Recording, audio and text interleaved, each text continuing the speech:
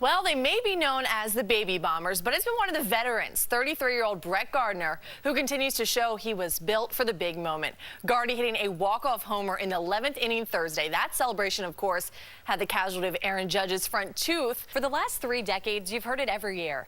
You've just won the Super Bowl. What are you going to do next? I'm going to Disney World. It's what champions do, so it's no wonder the self-proclaimed college football national champions, 13-0 UCF, had a parade at the Magic Kingdom. With the New York Mets so far behind in the races, they look ready to sell at the trade deadline. And on top of that, they've got Asdrubal Cabrera formally requesting to be traded after he returned from the DL and was moved to second base. Yeah, if you're a Yankees fan, the nerves were just all over the place tonight. Huge night in Cleveland as the Yankees tried to avoid going down 2-0 in the American League Division Series. Unfortunately, no such luck. Basketball and football, well, they're pretty interchangeable these days. In fact, one of the greatest basketball players currently in the association, NBA champion Steph Curry, is making his case that, hey, he's got some skills with a pigskin, proving it where else but on the golf course. He actually has a goal to be a national team coach in China. Former NBA player Yao Ming is the commissioner of the league there and says, yeah, sounds good, but you're going to have to work on your Chinese first. And as the Yanks have climbed back to first place, they've just added pieces to get even better.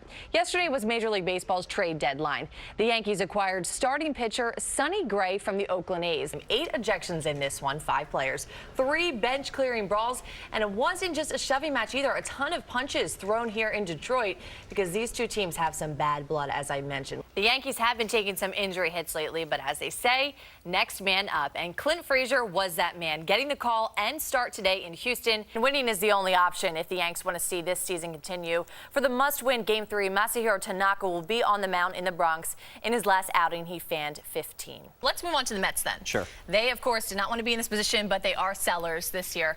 How drastically different will this team look when they do return back to Citi Field, which, of course, won't be till after the deadline? I talked with them at length about taking the next step of their football career and potentially having that next step be playing here in New York. Go Yankees, I got to say that. Yeah. Go Yankees. I totally agree with you. Ernie, it's really hard to think that a Yankees team would ever be playing without pressure to win. But the 27-time world champions never had that this year. They entered the 2017 season in a youth movement. Just one more quick note. The U.S. Open will get started in Queens on Monday. And some big news. Audrey's excited about that. To football now, a scare yesterday at Giants camp, but it looks like the G-men have avoided a significant blow to their offense. Yesterday, upon his reactivation, Matt Holliday was excited to be back.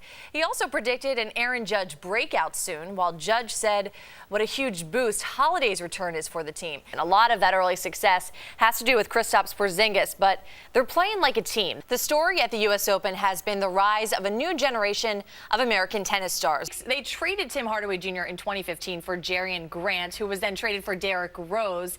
And now in order to get Tim Hardaway back, they are actually going to be renouncing Rose. With so many sports stars proud of their fashion, it's really a shame to see these next couple of photos. Here are the Mets. They are on their way to Atlanta, and the team is sporting rompers. I have really no idea why, but apparently Jerry Blevins picked them up for the entire team to wear. They're rocking them proudly, but it's still not working for me. I just love the celebration. That's my favorite part. Here's another look at it going through. I mean, that is just incredible. Pure luck, but... Or maybe not, maybe skill, I don't know. Yeah, beginner's luck, maybe. Exactly. Yeah. Well, that does it for our show tonight. I'm Erika Wachter. Thanks so much for joining us. Have a great week.